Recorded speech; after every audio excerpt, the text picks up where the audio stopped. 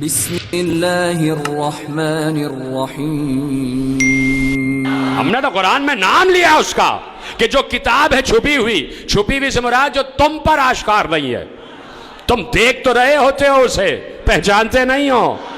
اسی کو تو مکنون کہا جاتا ہے میرے عزیزو، کہ جس کا ادراک نہ ہو سکے. تو اے قرآن ہمیں بتا کہ پورا کا پورا علم کتاب مکنون کے پاس ہے. وہ کتاب مکنون کون سی ہے؟ قرآن نے کہا، اس لیے ہم کہتے ہیں ٹھہر ٹھہر کر پڑھو. آؤ سورہ پڑھو. ہم نے سورہ میں کہہ دیا حامیم والکتاب المبین انا جعلناہ عربیا انا جعلناہ قرآنا عربیا لعلکم تعقلون وانہ فی ام الکتاب لدینا لعلی حکیم. اتنا مشکل جملہ نہیں تھا، آخری آدمی تک اس کو وصول کرتا. میں نے تو اسی لیے تیزی سے آیت پڑھتی کہ شاید پہنچ جائے. اللہ کہہ رہا حامیم. یہ ہاں اور میم کیا ہے؟ لاپ بلاؤ اپنے والوں کو، پوچھو کہ حامیم کا مطلب کیا ہے. کہاں بیٹھے ہوئے؟ بلاؤ نا، پوچھو کسی سے کہ حامیم کیا ہے. یہ بھی بتایا تو کتاب مکنون نے بتایا، یہ بھی بتایا تو معصوم نے بتایا. پوچھا گیا معصوم سے، مولا یہ حامیم کیا ہے؟ کہا حامیم محمد ہے لیکن مقطوع. کہا لفظ محمد ہے لیکن قطع کیا ہوا. کہا قطع سے کیا مراد؟ کہا پہلا میم ہٹا، آخر کا دال ہٹ گیا، بیچ کا ہا اور میم بچا. کہا اللہ اشارے کرتا ہے کیا یہ بھی نام محمد ہے؟ اب سمجھ میں آیا کہ پورا کا پورا علم قرآن جس کے پاس ہوگا وہی تو حروف مقطعات کی تشریح بھی کر سکتا ہے. بڑی آسانی سے سنا آپ نے جملہ.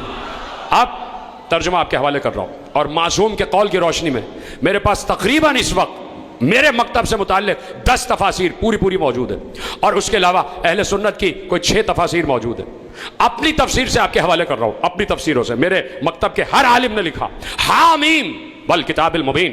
مجھے کھلی ہوئی واضح روشن کتاب کی قسم، انا جعلناہ قرآنا عربیا لعلکم تعقلون. ہم نے قرآن کو عربی زبان میں اسی لیے تو نازل کیا تاکہ تم تعقل کرو، تاکہ تم سمجھ سکو. اب اللہ کہہ رہا ہے ہم نے اس لیے عربی زبان میں نازل کیا تاکہ تم سمجھ سکو. پروردگار کیا سمجھ سکو؟ کہہ رہا ہے یہ سمجھو جو ہم آگے بیان کر رہے ہیں، انہو فی ام الکتاب. آپ سمجھو ہم نے قرآن اس لیے عربی زبان میں نازل کیا کہ ہم تو آسان عربی زبان میں بول رہے ہیں. انہو فی ام الکتاب، یہ انہو کی ضمیر قرآن کی طرف جاری ہے کہ یہ قرآن جسے ہم نے عربی زبان میں نازل کیا ہے یہ قرآن ام الکتاب میں ہے. جیتے رہے یہ آپ کی خاموشی بالکل بجا تھی، اس لیے کہ یہیں تک تو میں آپ کو لانا چاہتا تھا کہ یہ جو قرآن ہم نے عربی زبان میں نازل کیا ہے فی ام الکتاب، یہ پورا قرآن ام الکتاب میں ہے. ام الکتاب. ابھی پوری آیت نہیں پڑھ رہا، پوری آیت پڑھوں گا تو وہ جو ایک حظ طبیعت ہے وہ ختم ہو جائے گا. میں ابھی کسی مکتب تشیع سے کسی عزادار چھوٹے سے بچے کو بھی اٹھا کر پڑھوں، پوچھوں اگر بیٹا یہ بتاؤ ام الکتاب کیا ہے، ہر بچہ کہے گا سورہ فاتحہ کو ام الکتاب کہتے ہیں. معلوم ہے نا سورہ فاتحہ کے کئی نام ہیں، ان میں سے ایک نام ہے ام الکتاب، کتاب کی بنیاد. ٹھیک ہے، سورہ فاتحہ کیا ہے؟ ام الکتاب. اس سے کسی کو اختلاف تو نہیں؟ اختلاف ہو تو میں پھر موضوع بدل دوں فوراً. سب کو یاد ہے، سب جانتے ہیں. جا کے قرآن اٹھا کے پڑھیے گا تفسیر، جہاں بھی تفسیر لکھی ہوگی سورہ فاتحہ کی، سورہ فاتحہ کے کئی ناموں میں ایک نام ہے ام الکتاب. اللہ کہہ رہا ہے یہ پورا کا پورا قرآن جو ہے نا یہ ام الکتاب میں ہے، ام الکتاب میں ہے.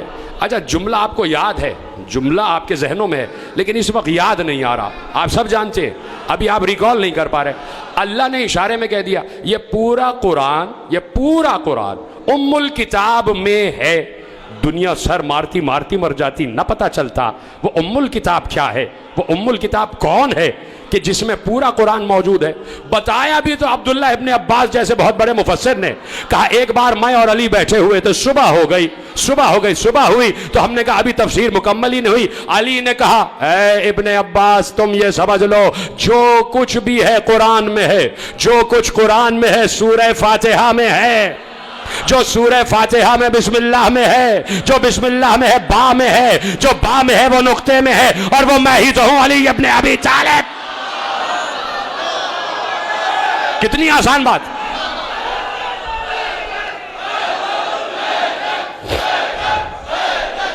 جیتے رہیں آپ، سلامت رہیں. توجہ فرمائی آپ نے. دیکھیے روایت تو مجبوراً پڑھی ہے، روایت تو مجبوراً پڑھی ہے. روایت نہ بھی پڑھتا تو آیت ہی سے مقصود واضح ہو رہا تھا. تقوی صاحب آیت ہی سے مقصود مطلوب واضح ہو رہا تھا. انہو فی ام الکتاب، یہ پورا قرآن ام الکتاب میں ہے. علی نے کیا کہا؟ میں ہی تو وہ ام الکتاب ہوں، میں ہی تو بائے بسم اللہ ہوں. پورا کا پورا قرآن نقطہ با میں ہے نا، مشہور ہو گئے روایت. پورا کا پورا قرآن نقطہ با میں ہے. اب دیکھیے نا، میں اب آیت کو کامل کروں گا. آیت میں نے روکی، اب کامل کروں گا. روایت پہلے آپ کے حوالے کر دی، اور روایت متفق علیہ ہے. روایت اہل سنت کیا بھی موجود ہے، تشیع کیا بھی موجود ہے. جو یہ روایت علی نے کہی کہ جو کچھ 114 صحیفوں میں ہے وہ قرآن میں ہے، جو کچھ قرآن میں ہے وہ سورہ فاتحہ میں، جو کچھ سورہ فاتحہ میں وہ بسم اللہ الرحمن الرحیم میں، جو کچھ بسم اللہ الرحمن الرحیم میں وہ بائے بسم اللہ میں، جو کچھ بائے بسم اللہ میں وہ نقطے میں ہے. اور نقطہ جو ہے وہ میں ہوں، ابو طالب کا بیٹا. ہو گئی بات. کیا نام ہے ابو طالب کا بیٹے کا؟ مل کے بولو. علی. کیا نام ہے ابو طالب کے بیٹے کا؟ علی. بات واضح ہو گئی. علی ہے نام. اب اے قرآن، ہم نے تجھ سے پھر کہا تھا کہ ہمیں بتا کہ یہ پورا کا پورا قرآن جس ام الکتاب، جس کتاب مکنون کے پاس ہے، اس کا نام کیا ہے؟ اے قرآن ہمیں روایت نہیں چاہیے، ہمیں ابن عباس کی روایت نہیں چاہیے، تو بتا. قرآن نے کہا پوری آیت تو پڑھو. وَإِنَّهُ فِي أُمِّ الْكِتَابِ لَدَيْنَا. لدینا، روک رہا ہوں. یہ لدینا عربی میں جب پڑھو گے، لدینا کا مطلب یہ ہے ہمارے مطابق، ہمارے نزدیک، ہمارے اعتبار سے. بات آ گئی. إِنَّهُ فِي أُمِّ الْكِتَابِ لَدَيْنَا لَعَلِيٌّ حَكِيمٌ. ہمارے نزدیک ام الکتاب علی ہے.